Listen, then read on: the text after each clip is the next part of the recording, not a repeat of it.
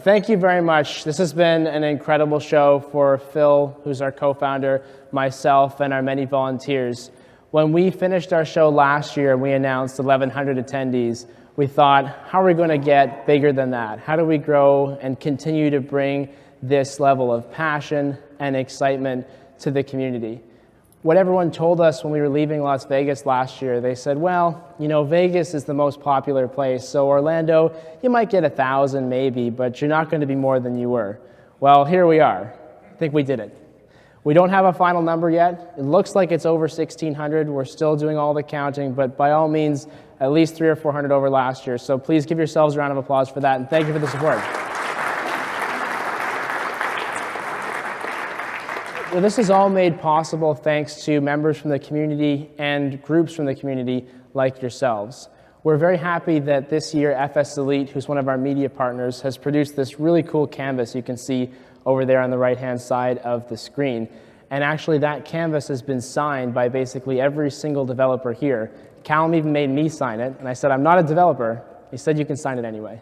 So someone was able to take home a piece of the conference by taking a picture of themselves in front of that FS Elite board that you saw outside, posting it on Instagram, and FS Elite has picked a winner, and he is sitting right on the far side. Robbie from Toronto and from Virtual Northwest is our winner.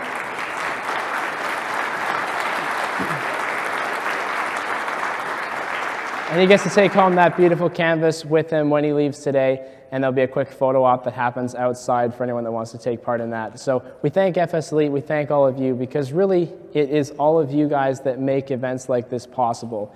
It's people like FS Elite and our other media partners who share the news, who stream, who write about this event. That's how we get people here, and that's how we keep spreading this passion to the others who love simulation as much as we do. I'm usually not the kind of person who wants to say a long set of thank yous, and I never try to make lists because I'm going to forget somebody. But I need to talk about our volunteers for a moment. These are people who have flown here on their own money, stayed here on their own money. Many of them have been here since Tuesday and Wednesday getting this show ready for you guys. They've put these badges together, put together the bags outside, and they've been running around like crazy doing anything that Phil and I have asked over the last few days. So if we can, please have a huge round of applause for all the volunteers. Thank you, guys.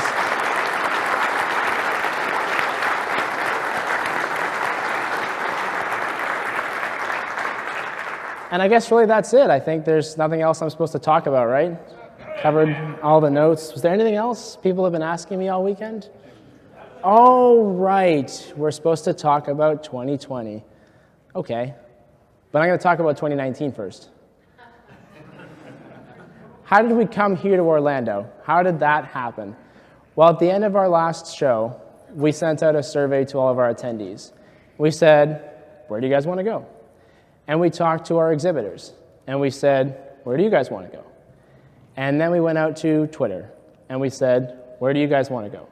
We had Chicago, Vegas, Orlando, and San Diego. And these were the results for 2019. That's what the community told us. And so you said Orlando, and here we are. Now this is last year, so this isn't news. All those people taking pictures, this isn't news. This already happened. So that's why we're here. And so we thought, okay, that worked pretty well. Let's just do it again. So for 2020, rather than just pick a few options, we went to the entire country. And we said, all right, Simmers, here's your link with every single Class Bravo airport in the United States as an option. Where should we go? And here are the top results. This was all already announced. You've probably seen this already. Most popular locations were the Northeast, so that's your New York, your Washington, Seattle, Las Vegas, Los Angeles, and Chicago. Interestingly, we put Orlando up on the map there. It was number 11 out of about 28 or 30, so a little more than halfway up the list.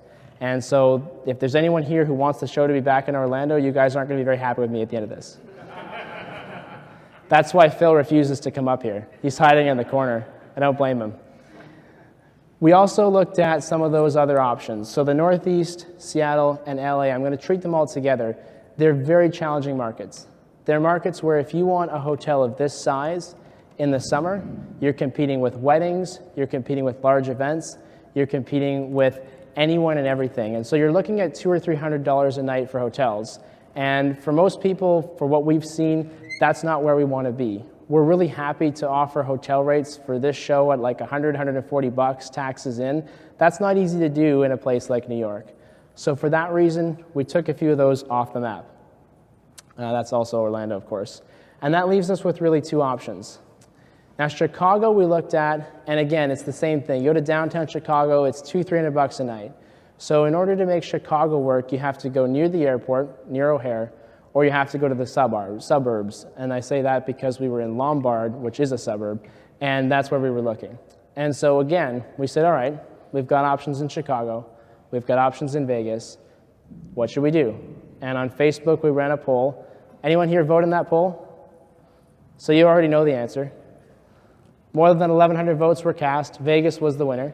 And with 67%, it was a pretty clear choice for us. Chicago back there, 33%. So that really made the decision for us. And the answer is, and I'm going to put a caveat on this in a minute, but the answer is we're going back to Vegas for 2020. That's what the community told us. That's what we've heard from you guys. And that's what the developers have told us as well. We're not going back to the Flamingo.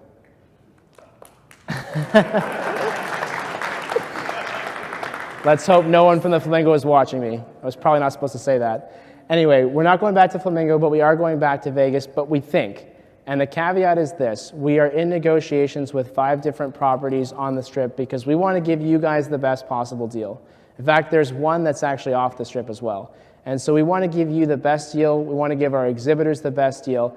And for that reason, I can't guarantee you're going to Vegas. And I'm also not going to tell you which hotel we're going to yet, because we're still in that process.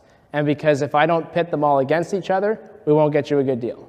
So they've got to fight it out before I can tell you anything else. But those are the 5 options. You can do your guesswork from what that little map of mine up there has to say. But that's what we're looking at. And as long as the contracting goes according to plan, what we're looking at is 3 to 4 weeks down the line for a contract, for an announcement, and for some dates. What we're looking at are places that are bigger than we saw last year, and what we're looking at are places that are like this one. What did you guys think of this venue? Yeah, us too. A lot bigger than we had last year, a lot easier to work with. Things tended to go smoother. So we've taken the lessons we learned in Vegas, we're going to take the lessons we've learned from this event, and we're putting all those toward finding the best possible place, finding the best possible rate, and finding the best possible deal. And when we know, you'll be the first to know if you're on our mailing list and if you subscribe to us, because that's how we're going to make the announcement just as soon as everything's finalized. So Vegas for 2020, and we'll see what happens in 2021. This show is an interesting show because of its size. We're very limited on the places we can look. People talk to us about Denver and Indianapolis and Kansas City. Those are really interesting options, but they show a convention center model. That means we're doing a show where you stay somewhere else. You have to travel to and from the show. You probably don't have a big event social like we had last night, and it's a very different opportunity. So are those options on the table? Definitely. Are we looking at that type of thing for 2020? Yes, we are. And we are looking at it for 2021 as well. And in fact, we're hoping to be able to deal with 2021 in the next couple of months as well. But for 2020, it is going to be Vegas. We're pretty sure it's going to be a hotel, and we'll have some more information for you as soon as we have everything finalized. And that's really all I've got. You guys make the difference, and you make this show what it is. So we want your feedback. We'll be standing outside. You're welcome to tell us what you think of Vegas, tell us what you thought of this show, and most importantly, please use the survey link that we're going to send out in the next few days. The survey is what helps us make a lot of our decisions as we move forward from year to year. Tell us what you think of Captain's Corner. Tell us what you think of maybe running a little bit longer on Friday, giving you some exhibit hall access on Friday. Tell us what you think about convention centers. We'd love to hear it because we do this for you. So on behalf of all of us, Phil, our volunteers, and all those developers outside, thank you for being here. It's been an absolute pleasure to run this show for this weekend. We'll see you guys soon.